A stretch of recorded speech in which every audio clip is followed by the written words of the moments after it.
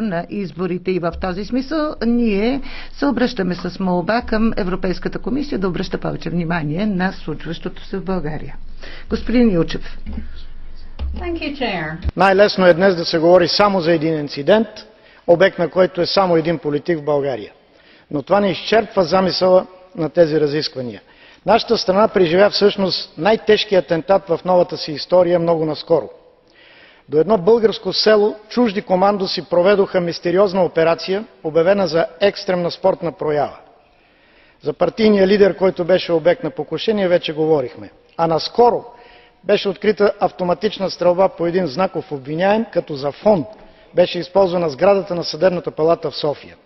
Искам да кажа, че преди 3 години правителството твърдеше, че ще удари олигархията, ще поднесе на българите ред и справедливост, и тези цели останаха непостигнати.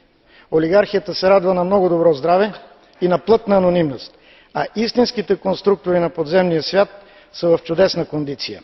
Шумни полицейски акции по-скоро дават на обществото да разбере кои са покровителствани, след като не са между преследваните. Междувременно правителството смачка няколко бизнеса в своя полза и в полза на своите партизани. От сутрин до вечер то обгрижва собствения си образ чрез контролирани медии, а сигурността на гражданите е оставена на самите тях.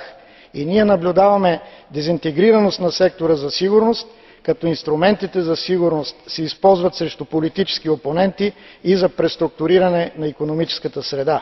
Затова и събитията, които изброих, станаха възможни и те не бяха планирани и проведени от опозицията, защото идвали избори. Разбира се, тази статистика е много по-тежка и много по-дълга. Изводът е един.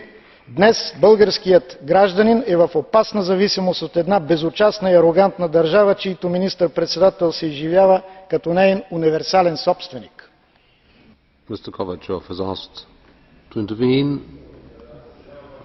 То наистина на господин Илчев все пак говорите за някаква статистика. Аз не чух никаква статистика вие да казвате, да правите сравнения. Направете някакви сравнения за отвлечените, за убийствата, за тези кражбите, за магистралните грабежи. Каква е вашата статистика, която имате за това, че в момента България нищо не е правила и българското правителство не прави срещу организираната престъпност?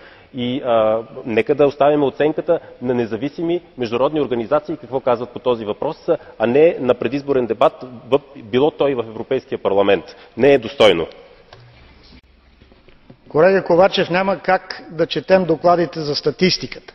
Спрях се на най-драстичните, умопомрачителните събития, които превръщат днес България в едно объркано, потиснато, безпомощно общество, което загуби крехката перспектива, която имаше преди няколко години.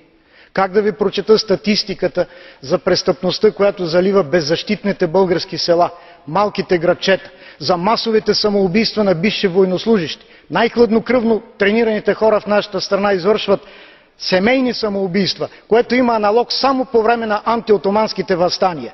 Тази среда е функция на лошо управление. Каква статистика аз да ви чета? Българин на българин в тази зала. Колегата Диас де Мера има думата за 1 минута. Благодаря, госпожо председател. Много лоши неща чухме за българското правителство тук.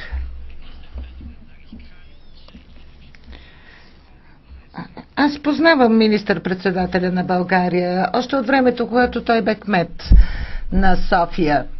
И се познаваме добре и сега, по време на премиерския му период. И трябва да ви кажа, че Интерпол го поздрави за успешната битка, която е повел срещу организираната престъпност. Докладът на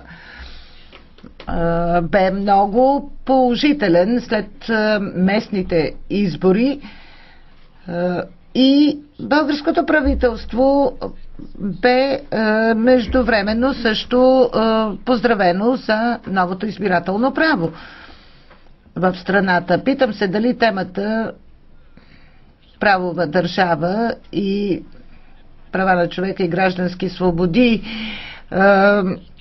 не трябва да се бъде разширена, да включим и ситуацията в Испания, да кажем, или в Обединеното кралство.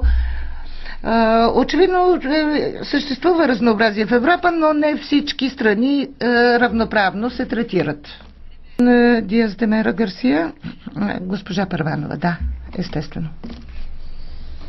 Господин Демера, съжалявам, че само към вас трябва да се обърна, но не става въпрос нито за министър-председателя на България днес тук. Не става въпрос дори нито за този акт на покушение над лидера на една политическа партия. Става въпрос за нещо много сериозно. Вие знаете ли, че в България от октомври месец не функционира Конституционния съд, защото парламента не може да излучи свой представител, а Конституционният съд трябва да контролира работата на българския парламент, поради което става политически заложник точно на този същия парламент, който трябва да контролира. Ето това се казва нарушение на върховенството на закона и за това говорим. Знаете ли го това?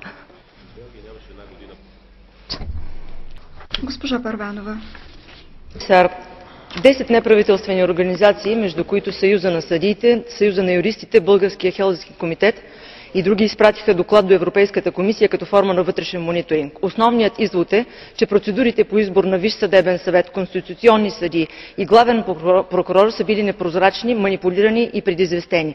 Посочва се, че този тип назначения създават политическа обвързаност, компрометират независимостта на съдебната система и блокират възможността и да се справи с организираната престъпност и корупцията. Според доклада, липсата на независими медии също спира съдебната реформа. Липсата на прозрачност в собствеността, финансирането и корпоративния контрол върху медиите ограничават журналистическата независимост. Държавните ведомства непрозрачно финансират определени медийни организации, предимно с европейски средства.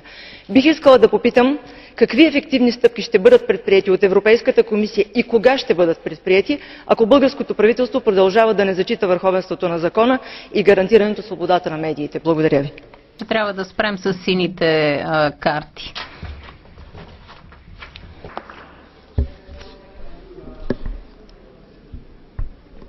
Miss Parvanova, do you accept? Yes, please. Госпожо Първанова, приемате ли въпрос? Изказванията от страна на опозиционните в България партии бяха много повече, господин Калфин, но както и да е.